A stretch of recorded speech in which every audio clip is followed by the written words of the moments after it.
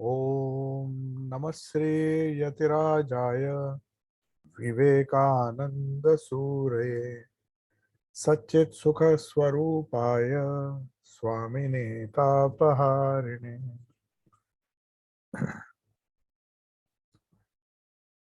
So in our previous class, last Friday, we were discussing on the sutra number 46, 47 and 48. They are very short sutras in the sense Swami Vivekananda has not commented elaborately on them. So what are these sutras? We'll just go through. Ta eva sabija samadhi means the samadhis that we saw, savichara, nirvichara, and all those things. They are all concentrations with seed. With seed means these do not destroy the seeds of past actions. The past actions or our previous karma of this life and previous lives, the seeds are still there. You have destroyed the sprouts or maybe the superficial samskaras or the thoughts you have controlled. We have attained a certain degree of concentration by having this kind of sabija samadhi. Sabija means with seed. But this savichara samadhi, which of various types which we described, those which are savitarka, nirvitarka, savichara and nirvichara. Savitarka means that concentration or samadhi which is a result of meditating on any gross object. And similarly, savichara is for the subtle objects. But the idea is to go beyond all. We have not gone beyond the causal. That means the seed form is still there, though it is not manifesting itself. We have somehow maintained to control it, and the yogi has been successful in controlling. But taeva sabijah samadhi means those are with seed or with seeds.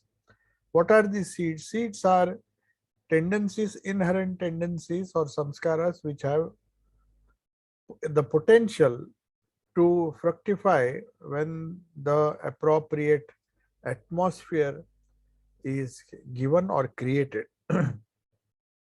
Whenever conditions are suitable, like when you plant a seed, it may be in dry ground or it may be in dry soil for several years, just in a dried form, and we think they are harmless. But the moment it rains, or the moment you pour some water and it gets some natural or artificial manure, some kind of fertilizer, it will immediately start sprouting.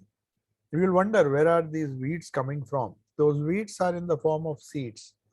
So the past actions, though they don't trouble us right now, they can't give us liberation because till we destroy those seeds.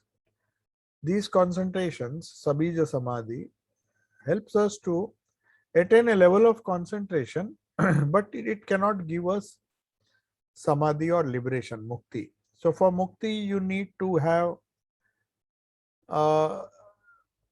nirbija or nirvichara samadhi. Now, these do not destroy the seed of past actions, and hence they are not capable of giving us mukti. Now 47th verse says, nirvicharaha, there are a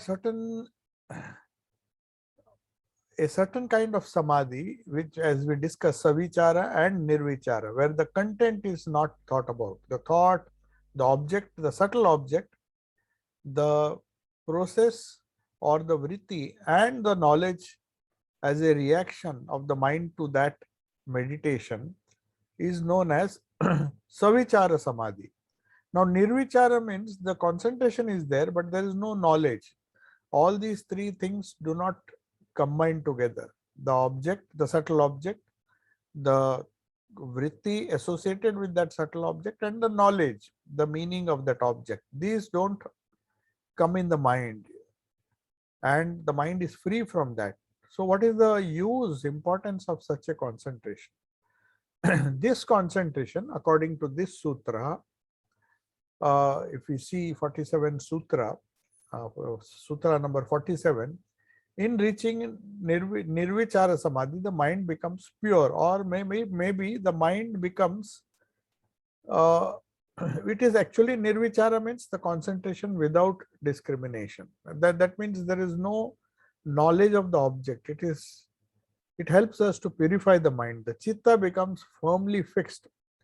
But as I said, the seeds are still there. But what happens? The knowledge in that is filled with truth. Ritambhara prajna.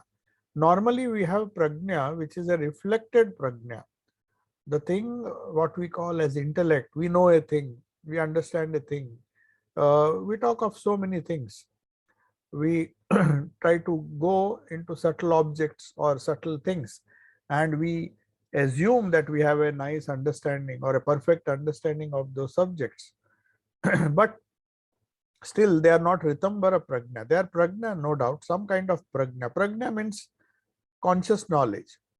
So we can be conscious of certain truths, certain values which are subtle in nature. They are not gross objects like love and all the other feelings, compassion, discrimination, the distinction, trying to understand the distinction between good and bad, and all those things. So these are abstract things which become a subject of savichara samadhi. But also in nirvichara, what happens? The concentration, if it gets converted from savichara without knowing little things, if you know things in its essence, then it becomes prajna, ritambhara prajna. Ritambhara means there is a cosmic, ritam means the cosmos, the cosmic code or the cosmic truth. So to know that cosmic truth is one thing, and to know indirectly the subtle matter, the subtle objects on which we are meditating, there's a huge difference. We may know the intricacies of Shastras, the logic behind it, what it means by reading so many Shastras and Upanishads.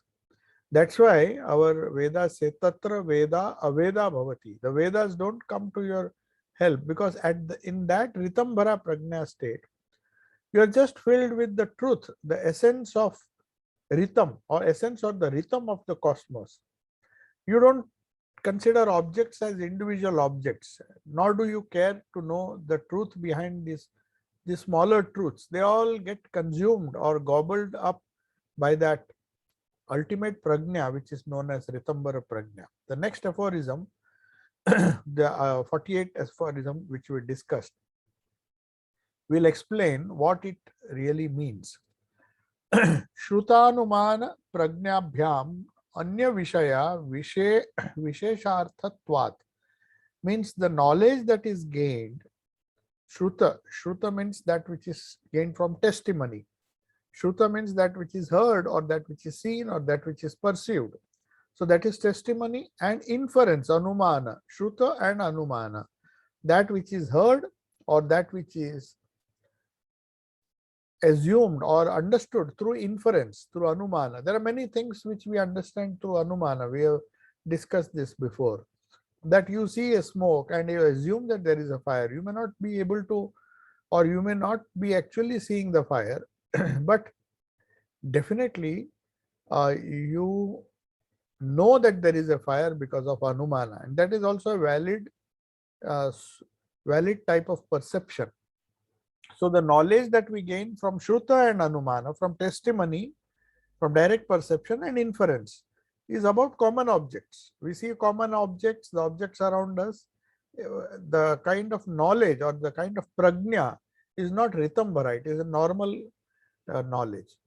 But that samadhi which we mentioned, which is nirvichara, where we don't bother about the qualities, we are just aware of the awareness itself, Ritambhara prajna, it is of a much higher order, being able to penetrate where inference and testimony cannot go.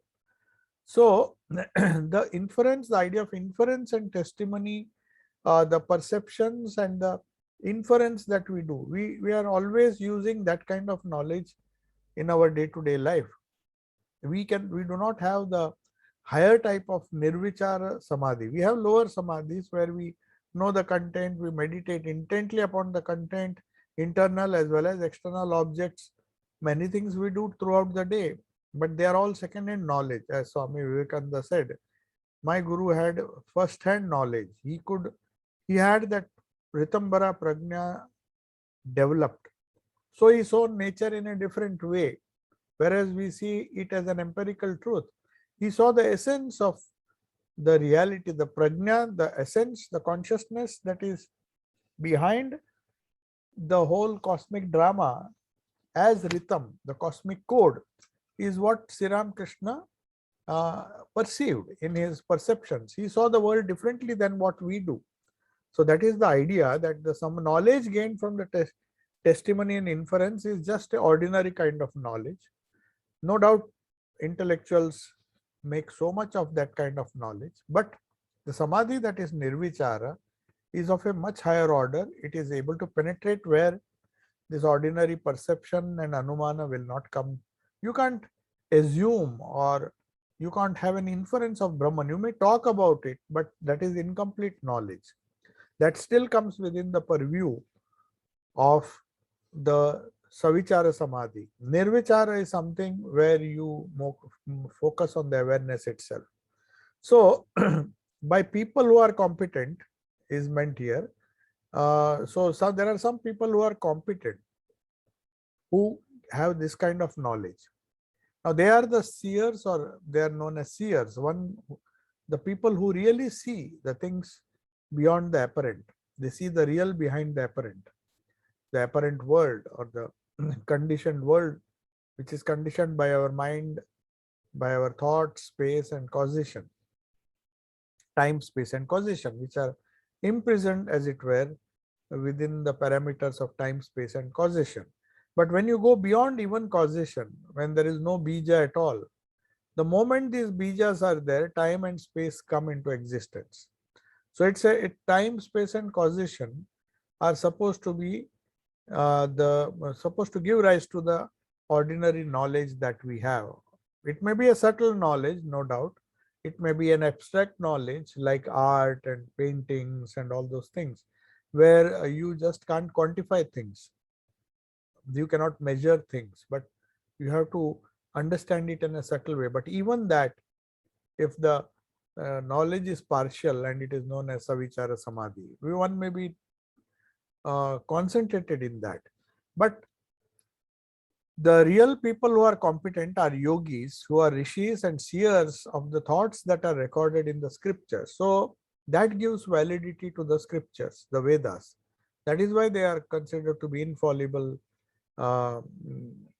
authority as far as the spiritual truths are concerned, because these truths cannot be except Ritambara Prajna. People who have developed that Ritambara Prajna because of Nirvichara Samadhi, only they are competent to have this kind of spiritual perception. The others will have incompetent proofs, or maybe they may have testimony or anuman, they may have knowledge which falls within the purview of our intellect.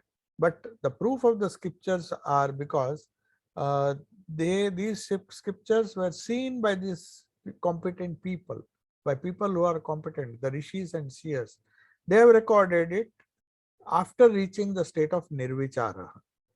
So that to explain what this nirvichara samadhi is, the quantum jump which we take to go beyond and perceive things which are not ordinarily perceived through testimony and verbal, the other methods of knowledge which we use in our day-to-day life.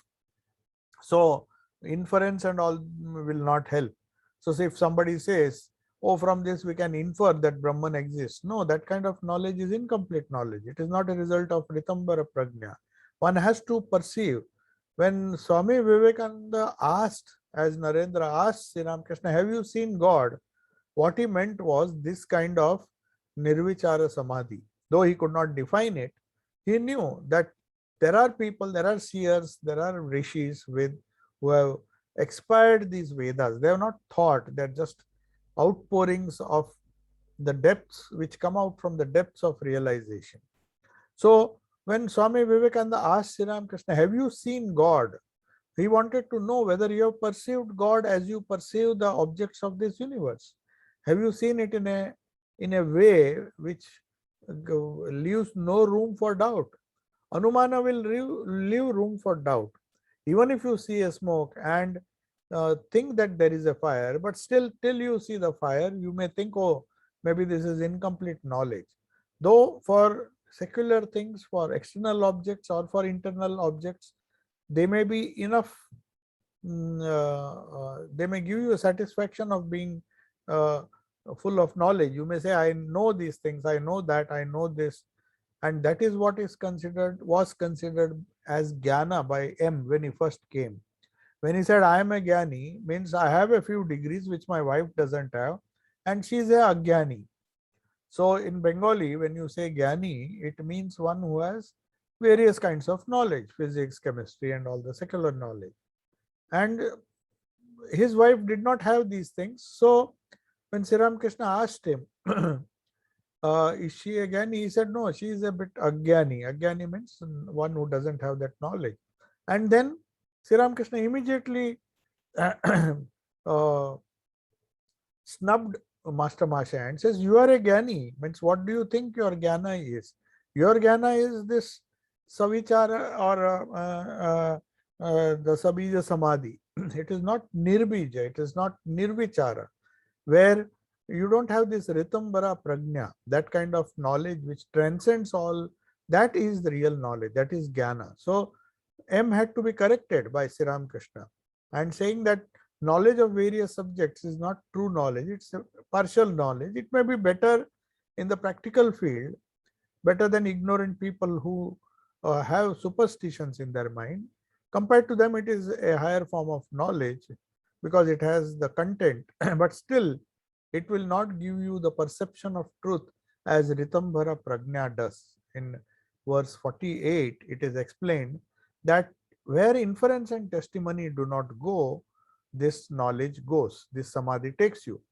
So, though the proof of the scriptures are these Vedas, yet the scriptures, the words of the scriptures alone cannot take us to that realization.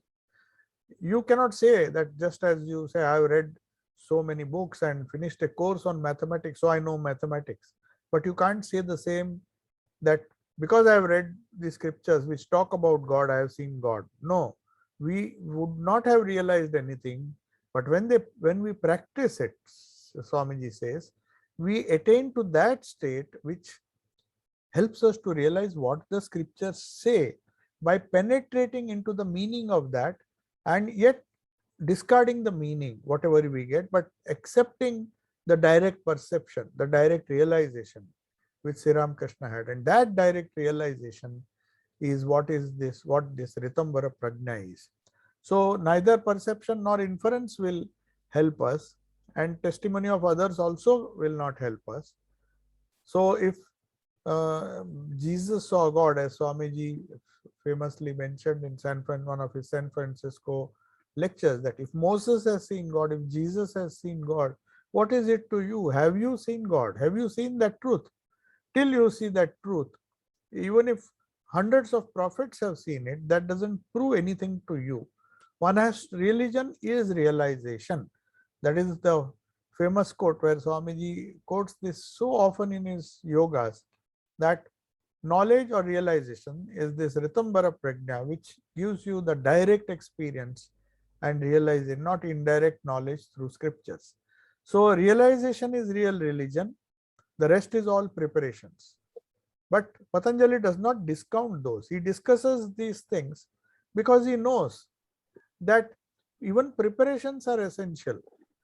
Hearing lectures, reading books, reasoning, and then trying to do sadhana, they are useful because they prepare the ground. It may not be religion. It may not be it may not be It's not a question of intellectual assent or dissent. I agree with this. Oh, I believe in the scriptures. I believe in certain dogmas, certain books, certain principles. They might have come from people who have realized these truths. The teachings of the Bible, the teachings of the Upanishad, teachings of the Vedas, and all other scriptures, where the propounders or maybe the people who saw those visions and the truths, they might have realized, but that doesn't make us by reading them or reasoning or even intellectually trying to prove that we have understood this is not religion. Swamiji has made it very clear, and for that very reason, Sri Ramakrishna came as a illiterate person, illiterate in the modern sense of the term, not in the real sense of the term.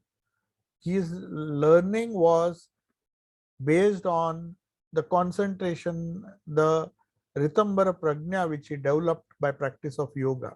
That is one way of learning, which Swamiji said was far, far, far superior than getting clubbing together all the university degrees, which just gives us indirect knowledge.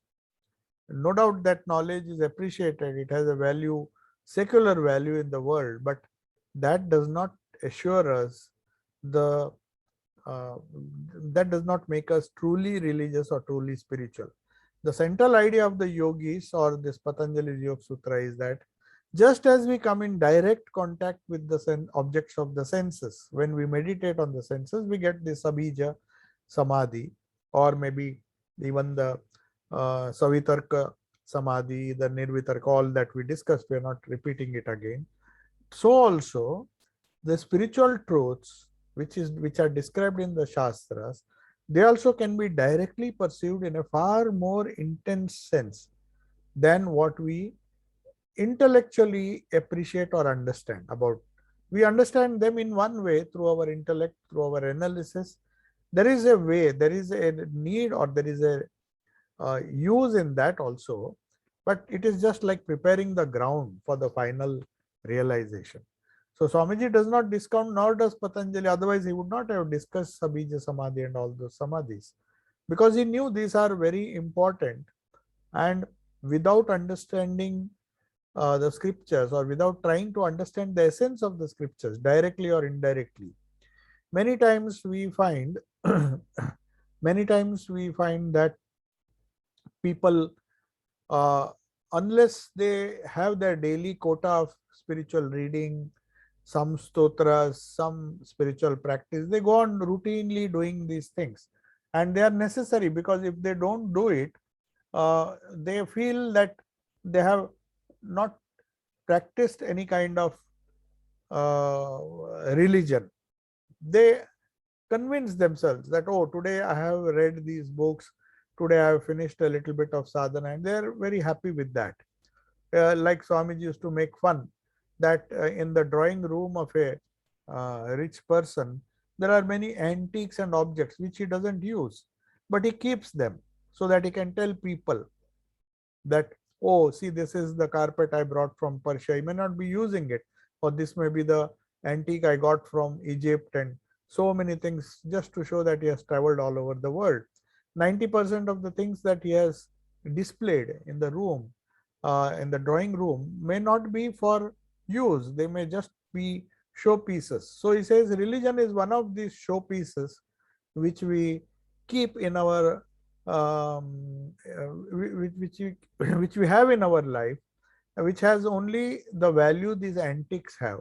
So just as we keep so many antiques, we keep a book of Bhagavad Gita, and some people have very nice cupboards full of books. They say, oh, we got these books, oh, these are the Vedas, these are these books, so, and this is the Bhagavad, and I managed to read. Even they may be managing to read a few pages every day, nothing wrong with that, but that is not religion. That is does not lead to Ritambara Prajna. That is what the yogis or Patanjali and Thakur also used to say. The truths of religion as God, soul, they cannot be perceived by the external senses, like reading, discussing, talking about it.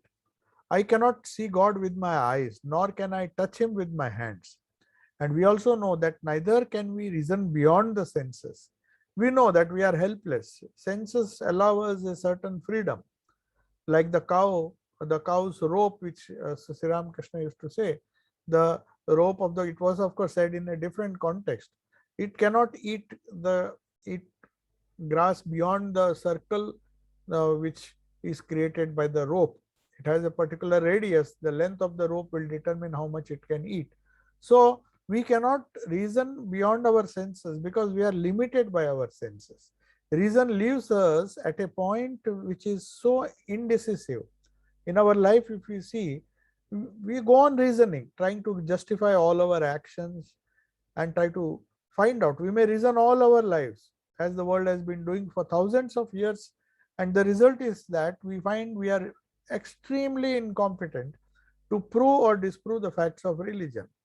That is why when Swami Vivekananda, as Narendra, went and approached Devendranath Tagore, the great founders of the Brahmo Samaj and all the great leaders, anyone whom he approached and asked this question, have you seen religion? Can you say that I have seen God? Nobody could say. They were most incompetent in spite of the authority they held as members of their organization to prove or disprove the facts of religion. The atheists, on the other hand, they were shouting hoarse when Swami Vivekananda went to England, in America. Robert Ingersoll, who was an atheist and who was vehemently determined to prove that the world is everything that is, there is nothing beyond. And I just believe in a philosophy. He said was enough of religion in those days. Religion means dogmatic theology. So he was disgusted as any other scientist or a modern thinker would do in those days. And there was a reason for his disbelief. He said, you can't prove nor can you disprove. But at the same time, he was dogmatic about his faith. He said, I believe in this world and I just know that this world is true. And he gave the example to Swamiji that here is an orange. Take this orange, squeeze it and drink it. Why do you bother about knowing what that? You just have to enjoy the orange. And I believe that world is like an orange to be squeezed and enjoyed. So that is the extreme materialistic philosophy, which again has no basis, because there are certain truths. There comes a time when we start thinking of the beyond. What happens? How long will you squeeze the orange? Do you manage? Then Swamiji also retorted immediately. He said, yes, if you follow my way, or I can teach you a way where you can not only squeeze your orange, but see that not a single drop is wasted. Whereas you don't even know how to squeeze it. You think you are enjoying, but you are getting enjoyed in the process. You want to possess everything, but nature gives you a slap and takes away everything from you. So what you call is enjoying the world is not real enjoying. That's what Swami Vivekananda said. So we may reason all our lives, our minds are indecisive. So that would have definitely made Robert Ingersoll think. When Swamiji said, I know a better way, Vedanta teaches you how to transcend the world while being in the world, and slowly how to transcend it and enjoy the whole orange. Why are you satisfied with a few drops? You know, when you squeeze the orange your way, the materialistic way, you just get a few drops. Most of it is wasted. So Swamiji says, come to me and I'll teach you a way to squeeze that orange where you don't waste a single drop. So what we perceive directly, we take it as the basis, and upon that basis we reason. If we believe in any ism, say communism, we think that is the only truth that matters to me. And I don't care what others believe, they have to follow me. So that is a radical adherence to certain principles which we believe to be true. So what we perceive directly, and we take that as the basis, and upon that basis only we reason. Our reason does not go beyond that. We assume certain things, we take them for granted. If you are an atheist, atheism will be taken without any proof or through blind belief.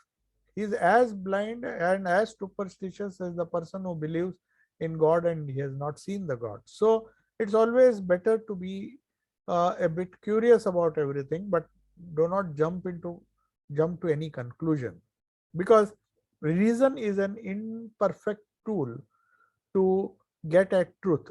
We cannot get, or we cannot realize truth through reason. So that is the idea behind uh, this particular sutra. So it is obvious that reasoning has to run within the bounds of perception that we have set for ourselves, with our limited minds, limited senses. For example, a kite, it may see some certain things which you cannot see because your senses are limiting your vision. Maybe you need some telescope to see things, whereas the kite doesn't need it. It has a built-in telescope. So within the bounds of our perception, we perceive things and we think it is true. But for the other animal, it may be, he may be seeing something else. He may be seeing a prey where you are just seeing the grass. It can single out a small worm and it can dive and catch it. It can even see a squirrel from a distance to grab these big kites and these eagles. Whereas a human being, if he's flying at that height, perhaps will see only greenery. So we cannot go beyond the limitations imposed upon us by our senses. The whole scope of realization, therefore, according to Patanjali, can never be within the bounds of sense perception. It has to go beyond sense perception. The yogis say it is possible. The thing is, here at least we have to accept, or maybe accept at least temporarily, we have to accept that man can go beyond this direct sense perception, because Patanjali is not the only person who is saying that. Every prophet, we have to at least give them a chance. I'm not saying this is a foolproof method, but at least if we rely on competent authority, as this sutra says, if you rely on competent authority, then there is a chance that you may arrive at truth. But till you arrive at truth, no matter if Jesus has seen, or Moses has seen, or the Vedic rishis has seen the truth, according to Sri Ramakrishna, and based on that, Swami Vivekananda says, it does not mean that you have realized that truth, and it has very little value. No doubt it has value, at least you have put your faith in something which the world has accepted uh, in a far I mean, the world has accepted, or these great prophets or the great rishis. So it's not good to just deny them because you have some knowledge of science. Just try to you should also give them a chance, just as you believe, as Swamiji says, if Tyndall or Huxley says, you believe blindly. If some biological Nobel laureate says something, you believe blindly. You do not even question his knowledge or competency. Whereas you want to test the competency of the scriptures which have stood the test of time. So man has in him, every human being has in him the faculty to prove this higher truths of religion. Whether however incompetent he is, or however limited his intellect is, there is a power. Incompetent in the secular sense. Sri Ramakrishna never went to any university, but one does not need to have this kind of intellectual training. That is what Patanjali is driving at. There is a power, the power of meditation, the power of nirvichara samadhi, where every creature, every human being, or every person who can control his mind, by the practice of yoga, he can arouse that power within himself. And then that person, that sadhaka, or that spiritual aspirant transcends the ordinary limits of reason.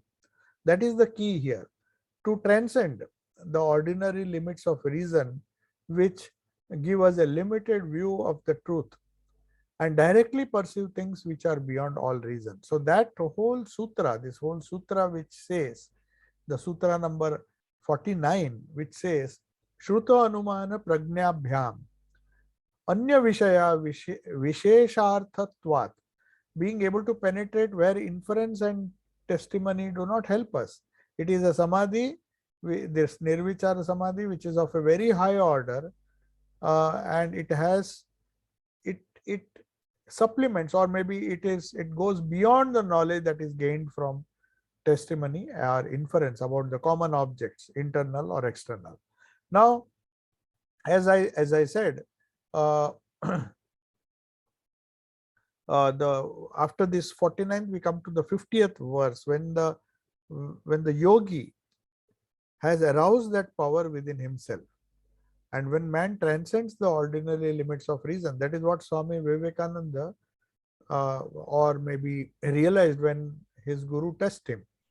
He was not able to understand when he asked Sri Ramakrishna the question, you mean to say if God is everywhere, that consciousness is everywhere, he is there in that cot, or he is in that uh, vati, or some kind of vessel was there in this cup? Is he there in this cup? Is he there in the uh, cot that you see around you? In what way do you say that God is everywhere?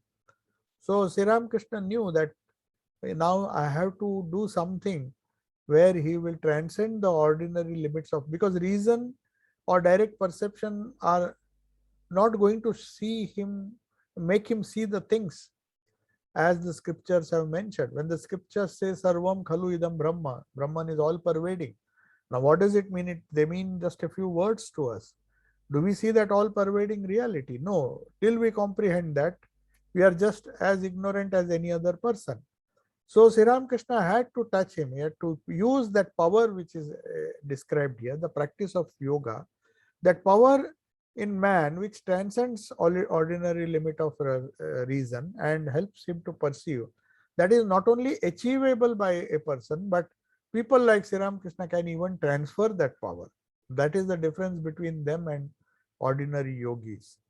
He is called an avatara or a incarnation, or these prophets. They have that power to transform not only themselves but transform incompetent people, or people who have not reached that competency level, to touch them and raise their consciousness so that they can see or perceive things as they themselves do. So when Swamiji was finding it difficult, Swami Vivekananda was finding it difficult to go beyond his reason was taking him round and round in circles. And he was arguing, how can it be possible? I see the cup separate from the cot. And then Sri Ramakrishna had to touch his chest. When he touched his chest, he saw that everything, the objects around him, started dissolving into an infinite ocean of consciousness. That was this kind of samadhi. So then he found for a few days, wherever he went, he just found that he cannot distinguish between, he cannot discriminate between everything. Everything became one all-pervading reality. Of course, that state, one cannot stay long. So Sri Ramakrishna had to, but he wanted to teach him a lesson. He said he is doubting everything. Let him have this experience. So after that, he knew that Sri Ramakrishna had that mysterious power to transform and give that vision where one can directly perceive things which are beyond reason, beyond what scriptures describe. He had the capacity to give what the scriptures merely describe. So what we do is we just describe these things as the scriptures tell us. But if we want real realization, then we go to Sri Ramakrishna, we meditate on him, and those lucky ones who were alive when he was there, and if they had gone to him with uh, this quest, with their quest to understand things beyond reason, then he would have perhaps initiated them directly, or even through thought he could initiate, or he could touch, by mere glance, by uttering the mantra. There were so many ways in which he could transmit this direct perception, this capacity, that power of yoga to perceive things directly. He could transfer it to the disciples without any uh, effort, or without, just by his will. So that made it special. That made his capacity special, and that was acknowledged by Swami Vivekananda, who thought, I am such a strong person, I cannot be hypnotized. This is not hypnotism. I really experienced that truth. There's a huge difference between hypnotizing somebody, that is just numbing the mind for some time and making him believe what you believe. That doesn't last long. But the experience which Swamiji was given by Sri Ramakrishna's touch was far, far superior, and he had to acknowledge defeat or acknowledge that what Sri Ramakrishna said, he had the capacity to convey that thing.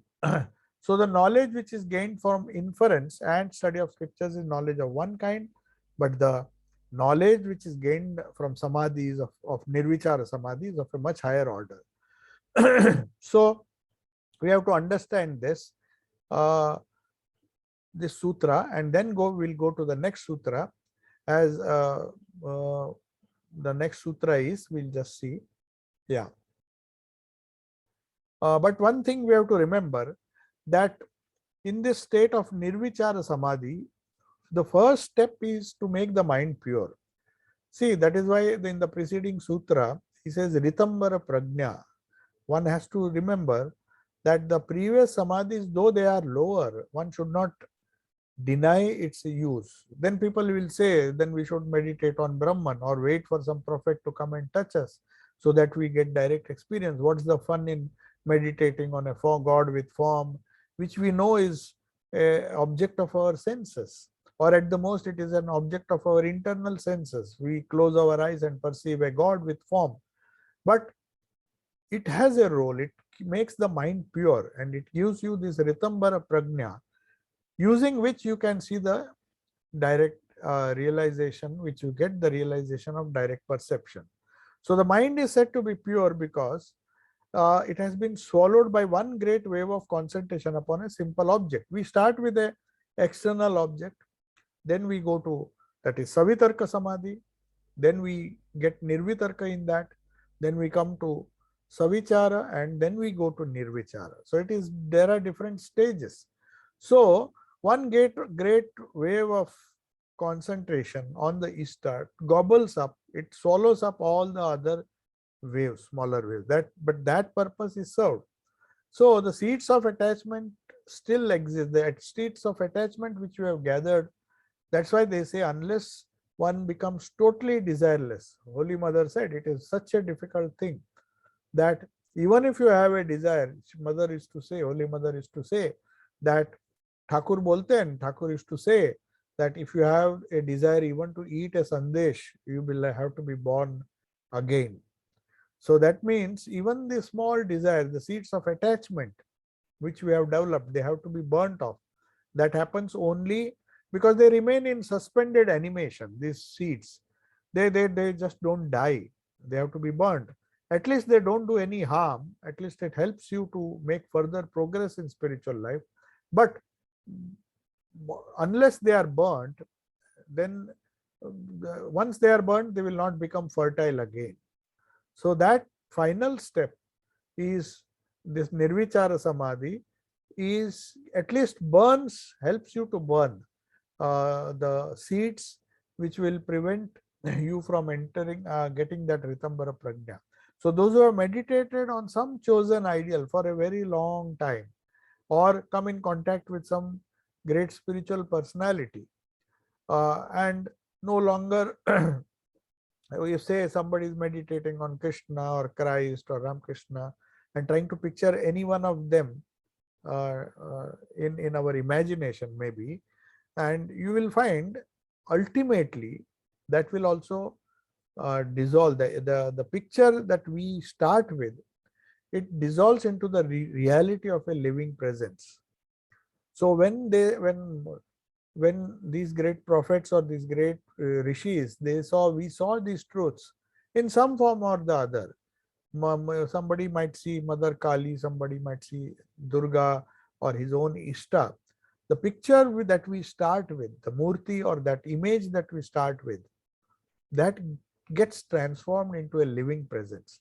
And in knowing that presence, we'll see that the picture which was imperfect in the beginning, we meditated on a Sri Ramakrishna which we got through a picture. At least we are fortunate to have a picture. But for meditating on Jesus Christ and Krishna, we have to resort to paintings because nobody has photographed them. But even that, ultimately, that picture will ultimately, as a result of slowly step by step meditation, from Savitarka to Nirvitarka, Savichara to Nirvichara, you will find uh, that the picture or the image that we started to meditate upon dissolves into the reality of a living presence. So we have to imagine that somehow or the other that living presence is revealed to us within our heart. So once we are in the presence of that living image of our Ishta, then we know that the previous picture which we had, with which we started our meditation, was a rather imperfect picture. It was based on our sense perceptions. But the real vision, if it is real, it should not be a hallucination. Then it may be a subtle thing which is not as good as a vision. If it is really real, as Sri Ramakrishna saw the different deities and the different incarnation, that shows that one of the signs to test whether it is a hallucination or a real vision is desires will go. If the seeds are still remaining, if you still have desires in your mind, if you still have any worldliness left in you, if there is impurity still left in us, then maybe it is a hallucination, it is not a direct experience. So that is the only test of religion, how unselfish one is, how pure one is. Till that purity comes, though we may have these things as milestones, they are not the real visions. So you will see the picture that we started to meditate upon, the image that we started to meditate upon, slowly transforms into the reality of a living presence that is known as vision. So that happens only when we reach the state of Nirvichara Samadhi. One who has this experience, the scriptures say that it is like the action of a magnet. In the preliminary stages, you have to, effort seems to be coming from yourself. We are trying our best to meditate. The mind is going away from the Ishta in the heart, spiritual heart. Then we again bring him back. Very lovingly make him sit on the lotus or whatever the Guru has instructed. Again he vanishes. Again we lovingly bring him back. So the effort is from our side. It's not that Sri Ramakrishna chooses to come and go. But when we succeed in forcing the mind to do that, to make it focus on the object, even though it is an external object, say photograph, or an internal object. That's why they say, don't waste your time meditating. Once you have seen the external object, close your eyes, try to meditate on the internal object. So from Savitarka, you can jump to Savichara, the thought of Sri Ramakrishna, whatever thought comes to you, or thought of Christ or any Ishta on whom you are meditating. If you focus on that by closing your eyes, you at least have gone up one level. But still, effort is there. Earlier it was external effort to focus on the image. Then it becomes an internal effort when we start seeing things. Maybe it is due to our imagination, based on what we saw about Sri Ramakrishna, what we read about Sri Ramakrishna, or what we read about Krishna or any other deity on whom we are meditating as our Ishta. But the effort, whatever we do, the effort still remains our own. So we have to constantly keep on trying till the object doesn't slip away from our memory when we close our eyes. When it happens, then suddenly, that is how it is explained in the scriptures or the yoga, a magnetic power of attraction spontaneously draws us. Then even if we don't try hard enough, after the initial hard work is done, the Ishta, as it happened in the case of the gopis, Sri Krishna went away, physical presence was not there. But in their every action, they could see Krishna. If they saw the river, they would think, oh, we played with Sri Krishna here. If they see some tree, the Krishna used to play the flute under this tree. So like a magnet, he was attracting their attention. That's what happens when we meditate on the Ishta long enough. The magnetic power of attraction draws our mind to the desired direction which we intended when we started our meditation, so that In the second part of our sadhana, the effort is no longer our own. This is known as grace. When you say, by God's grace, I am able to focus the mind on Him, it is not because of our effort. After we have done our best, if we have made the necessary, if we have undergone the necessary struggle and made the effort, then you will see, like a magnet. First, we try to go as much as possible, remove all the encrustations of impurities like the dust around the iron filing, and then once we remove it, wash it, then you will find, then God's grace starts working, and the magnet immediately attracts the iron filing, no matter uh, how far it is. It's only the insulation, the layer of dirt that was accumulated in our minds is preventing us.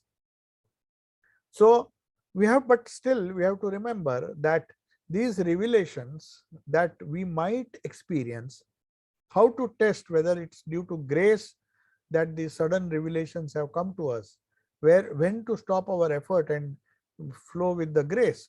We have to understand this. This is a very important point, that it should be a genuine revelation. Otherwise, it's just auto hypnosis or self delusion, and people start thinking, oh, I am guided by a mysterious power, and at the same time he continues his impure life. Then something is wrong, because without purity, without this magnet will never attract. Maybe there is some artificial thing which is inducing him, and some kind of self delusion or auto hypnosis is making him feel the grace, but it is not the real grace. So common sense, if we just use our common sense, then we can distinguish between these two.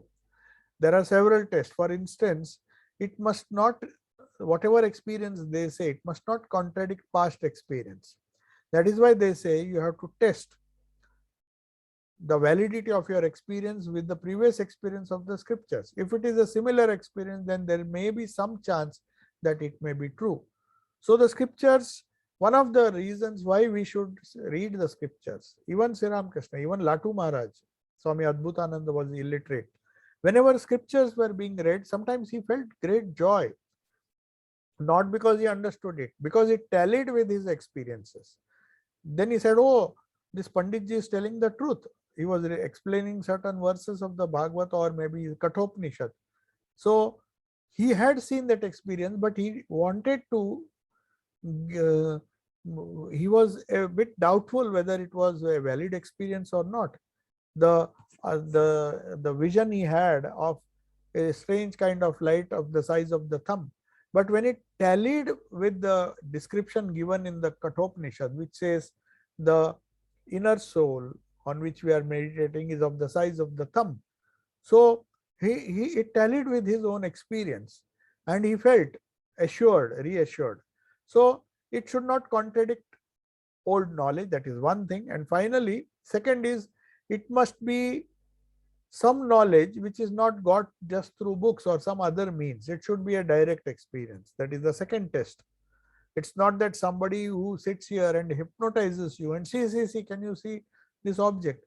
And perhaps temporarily you may be fooled to accept the fact that you are seeing certain things, as hypnotists normally do. They take control of others' mind and make them see. So one has to be very wary about all these people.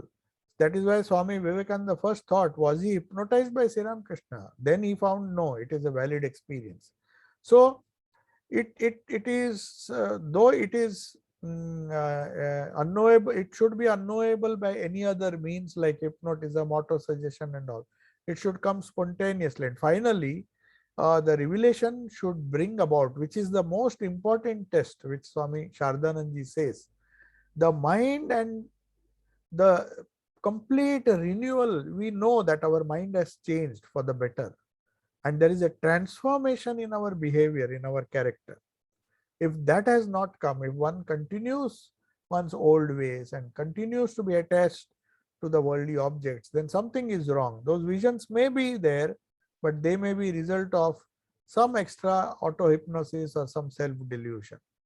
So it is very important, as one of the archbishops, Archbishop Temple wrote a book where he says the right, he has taken so much of pain to explain the relationship between prayer and right conduct.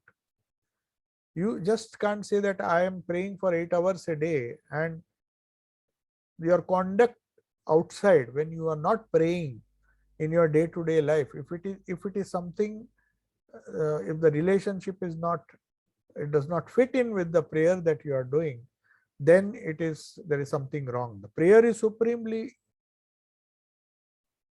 important in our life, prayer or meditation and the spiritual practices, but it should result in transformation of our character. If that doesn't happen, in the preliminary phases, perhaps one can say that one is having these kind of experiences, but it will take time. But someday or the other, the character has to change. Old habits die hard, they say. But for a spiritual person, if the old habits don't die, if the samskaras don't change, as it happened in the case of Girish Chandra Ghosh, he had so many bad habits that he said that there was not a single bad habit which he did not have. But this, the truth of this sutra can be seen in his life, where all these experiences, yogic experiences, by the grace of his guru, as a result of surrendering to him and his Ishta and Guru combined. Sri Ramakrishna was his Ishta, was all in all. He had surrendered everything to him. By his grace, one thing we could observe is the transformation of his character. He became a totally different man. He gave up all his bohemian ways without even anybody telling him, giving him some moral advice. Normally, people give so much of moral advice. Girish says, Sri Ramakrishna never told me not to do anything. He just focused in a positive way. He took all the responsibility and made my mind focus on God. Then all the things dropped away. He says, he did not even ask him to stop drinking wine. It dropped away. Somebody told him, why don't you tell him? He's still taking wine. He said, don't worry, it will go away. When he comes towards God, all these things will drop off. So that is very important. The transformation, the connection between our spiritual practices and our conduct. So if that happens, then we would have, we can say that we have the right kind of vision and the right kind of experience. Otherwise, that experience has no value. It might as well be some kind of hallucination. So now we will not discuss the 50th verse. The time is over. We will see if there are a few questions and we'll conclude for today.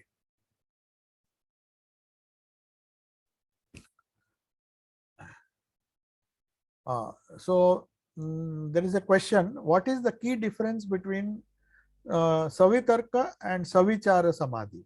The key difference is Savitarka Samadhi is a result of meditating on the external object, the objects that we perceive through the senses. But Savichara Samadhi is Savitarka Samadhi only, but when you close your eyes or when you shut down the external senses and the external object, the internal objects and the internal senses, which come in the form of dream or visualization and other things, there is no object existing. That is the reason why I told you, when you are asked to practice the mantra, it has to be not through the senses, not through the mouth. It has to be done internally. There is an internal object, an internal Ishta within the heart. So you have already transcended, I mean, the kind of concentration you are practicing, one is practicing, will lead to Savichara rather than Savitarka. But if you still find it difficult, then people resort to Savitarka, try to take an external object, because their minds are so gross that when they close their eyes, they can't see anything. They can't even visualize what their Ishta is. Maybe they need a lot of exposure to the photograph or to the image. That is why there are so many wonderful things, so many books which we read very often, then it gives us an idea of what our Ishta is. So that is why, unless we keep reading and try to create an atmosphere where our Ishta becomes real to us, the visualization becomes easy, thinking about the Ishta, these are all subtle things which lead to Savichara Samadhi. Then we go a step higher. But if he is just believe in looking at photos, going to the temple, see, when people go to the temple, they see the external image and they are used to that. That's why they have to go again and again. But if you say, if that Lord, the same thing happened when Mathur Babu did not want to do Visarjan. He had practiced some kind of Savitarka Samadhi on the image, and he felt it is so real that he did not want that, why my mother should not go away from me. But Thakur said, where is the mother? And the 10th day she has come, and you have to internalize her. How can she go anywhere? The form is irrelevant then. So the major difference between Savitarka and Savichara is that Savichara is meditating on the internal objects. When you have succeeded as a result of prolonged concentration to bring the Ishta within your heart, try to imagine, meditate on him, his qualities, and the more you read about the Ishta, the more you think about his words, his gospel, the atmosphere that was created around him. That is one way of meditating on Ramakrishna. So also on Krishna. There are so many books. The only importance of these books are to help you internalize the external Krishna. You may see Krishna as a picture, you may see him and do puja, have an image also in your house. But if you get stuck to that image, then the danger is there. So you have to internalize him, then go to Savichara, then you can hope to reach Nirvichara, where the seeds, the Ritambara Prajna will be awakened. Now, Thakur could transfer the yogic power by touching one's transmitter receiver as, yeah, definitely. Thakur could touch, but the transmitter, in Sri Ramakrishna's case, the receiver has to have that capacity, definitely. Sri Ramakrishna would not touch XYZ. If he knew them to be impure, that would create a shock and that he would not be able to absorb it. So that is why he was very discreet. He decided, unless his capacity to absorb that was there, Sri Ramakrishna would not touch anybody. In fact, he was reluctant to touch most of the people. Even some worldly people were full of worldliness, attachment to money, to their samsara. When they came, Thakur did not even allow them to touch his feet. Akshay Kumar Sen felt so bad. Later on, he became a transformed person. But that is after he got Vairagya. He was terribly attached perhaps to his family and all those things. So when he came, he was a poor school teacher and he felt so bad that Thakur simply withdrew his feet. So not that he hated them, he gave his grace on, and he wrote that monumental book, Akshay Kumar Sen, later on. And he wept and wept and wept. Maybe his mind became pure and he became detached to the world. And then he had a vision, and then he had a vision of Sri Ramakrishna after his passing away, and then he started writing and wrote that that memorable book which is known as Sri Ramakrishna Puthi, which is a biography of Sri Ramakrishna in verse. So those things are there. It's not that the transmitter, if he is not competent enough, then by the grace of the Lord, if avatars can do anything. For example, at least Girish Chandra Ghosh, we know from his life that definitely was not competent, but Sri Ramakrishna had to take a lot of trouble to make him competent and then give that knowledge. So it is possible. It's not that everybody will be like Narendra. Thakur had showered his grace on a lot of people who were perhaps not competent enough to receive that. It is easy to transmit, but as you said, it is difficult to receive. The receiver also should be, but avatars have the capacity to make the receiver strong enough so that they just don't burn out. Yeah. So I'll take your leave. Om Shanti Shanti Shanti. Hari Om Tat Sat. Sri Ramakrishna Arpanamastu. Wish you all a very happy Vijayadashmi and Dasara. and tomorrow we will be having Bhagavad Gita class. Thank Thank you, you, Swamiji. Swamiji. Namaste. Shubha Vijaya. Shubha Vijaya to all of you, and Thank- happy Dasara. thank you, Shubha Raj. Vijaya. Thank you so much. Shubha Vijaya, Swamiji. Namaste, namaste, Namaste. Shubha Vijaya, Swamiji. Shubha Vijaya. namaste. Thank you.